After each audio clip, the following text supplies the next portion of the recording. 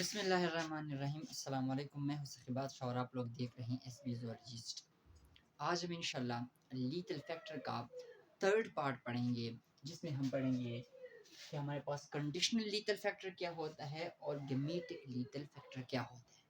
Conditional lethal factor को हम conditional lethal gene कहते हैं, जैसे कि हमने पढ़ा कि लीथल फैक्टर को हम लीथल जीन भी कहते हैं और गैमेटिक लीथल फैक्टर को हम गैमेटिक लीथल जीन भी कहते हैं। ठीक है, अब फर्स्ट ऑफ ऑल हम डिस्कस करते हैं कंडीशनल लीथल फैक्टर कि हमारे पास कंडीशनल लीथल फैक्टर क्या होता है। अगर हम देखें ना तो हमारे पास यहाँ पर नेम से जाहिर है, किस जाहिर है, क्योंकि जब भी किसी चीज़ का एक नेम होता है तो किसी चीज़ की बुनियाद पर दिया गया होता है। ठीक है, कोई प्रॉपर्टी या कोई एक कैरेक्टरिस्टिक की बुनियाद पर दिया गया होता है वो नेम। अब यहाँ पर अगर हम देखें ना, कंडीशनल नेम से जाहिर है। कंडीशनल क्या मतलब, हमारे पास वो लीथल जीन जिसको अपने लीथल एक्शन के लिए एक खास कंडीशन की ज़रूरत होती है, उस लीथल जीन को हम कहते हैं कंडीशनल लीथल जीन। फर्ज कर एक जीन है ना, ये जीन ए है, एक जीन है, ठीक है।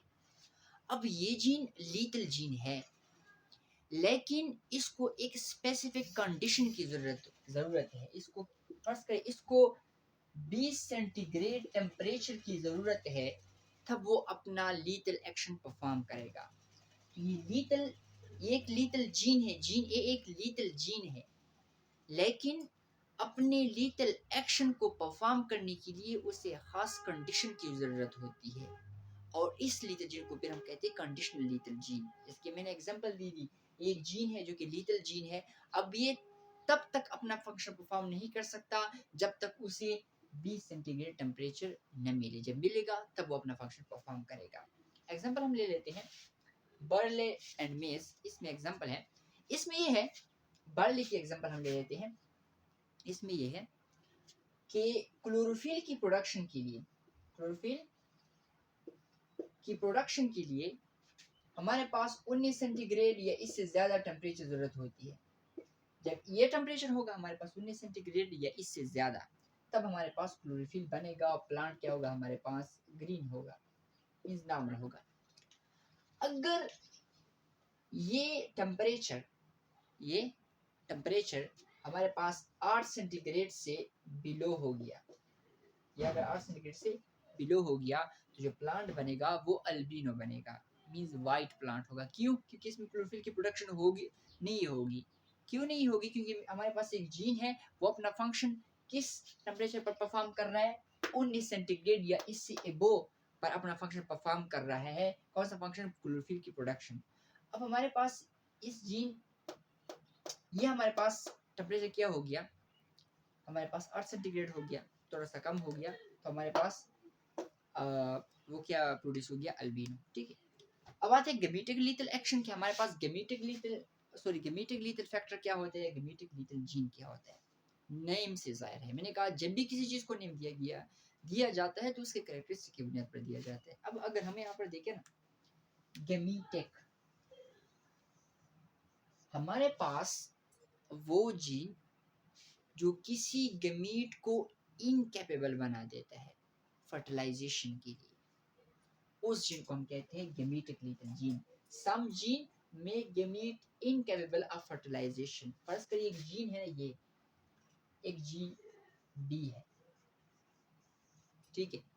अब ये क्या करता है, ये गैमीट हमारे पास बना हुआ है, ये जीन बी जो कि हमारे पास एक लीथल जीन है, एक गैमेटिक लीथल जीन है, ये क्या करता है, ये इस गमीट को इनकैपेबल बना देता है। किस चीज के लिए? फर्टिलाइजेशन के लिए। फर्स्ट ये गमीट स्पर्म है, क्या हमारे पास स्पर्म है, तो ये स्पर्म को क्या बना देता है, इनकैपेबल, ताकि वो हमारे पास एग के साथ फर्टिलाइजेशन न कर सके, उसको इनकैपेबल बना देता है। एग्जांपल हमने लिया हुआ है ड्रोसोफिला सीडोस्केवरा, इसकी एग्जांपल है। इसमें क्या होता है, इसमें ये हमारे पास फीमेल है, ये मेल है, ये मेल को जाहिर करता है, ये वाला निशान, ये वाला फीमेल को जाहिर करता है, ठीक है। अब इसमें ये होता है कि इसके जो मेल्स होते हैं वो हाफ स्पर्म प्रोड्यूस करते हैं, ठीक है। नॉर्मल हमारे पास वो हाफ, अगर हम नॉर्मल को देखें तो नॉर्मल से वो हाफ स्पर्म प्रोड्यूस करते हैं, ठीक है। तो जब ये मेल्स किसी फीमेल्स के साथ मेट होते हैं तो अमूमन फीमेल्स बनते हैं, ज़्यादा के ज़्यादा फीमेल्स बनते हैं। क्यों? वो इसलिए क्योंकि इसमें जो एक स्पर्म होता है उसमें एक सिर्फ एक्स क्रोमोसोम तो होता है, लेकिन दूसरा स्पर्म जो होता है उसमें वाई क्रोमोसोम होता है, वो नॉन फंक्शनल होता है। क्या होता है हमारे पास, एक फर्ज करें, ये अगर हम देखें, ये दो गेमीट बने हैं, इसमें एक स्पर्म है, ये स्पर्म है, ये हमारे पास ये एग है, ये हमारे पास है एग, ठीक है, ये हमारे पास क्या है, एग। अब इसमें जो एक स्पर्म है, ये हाफ, मैंने कहा कि इसमें जो मेल्स होते हैं वो हाफ स्पर्म्स प्रोड्यूस करते हैं बमुकाबले नॉर्मल के, ठीक है। अब इसमें जो हमारे पास एक स्पर्म में तो हमारे पास एक्स क्रोमोसोम होता है, वो एक्स क्रोमोसोम कंटेन करता है, ठीक है, वो फर्टिलाइजेशन कर सकता है। लेकिन जबकि हमारे पास दूसरा स्पर्म होता है उसमें वाई क्रोमोसोम होता है, वाई क्रोमोसोम हमारे पास नॉन फंक्शनल होता है, तो ज्यादा हमारे पास मेल्स नहीं बनते बल्कि फीमेल्स बनते हैं। तो ये था हमारे पास कंडीशनल लीथल फैक्टर के, हमारे पास कंडीशनल लीथल फैक्टर क्या होता है और गेमेटिक लीथल फैक्टर क्या होता है, ठीक है। तो हमारे पास इसके लीथल फैक्टर के पार्ट्स जो है वो हमारे पास कंप्लीट हो गए, और इसके साथ साथ हमारे पास इस ये चैप्टर भी कंप्लीट हुआ जिसमें हम मेंडल्स लॉज वगैरह पढ़े थे, ठीक है।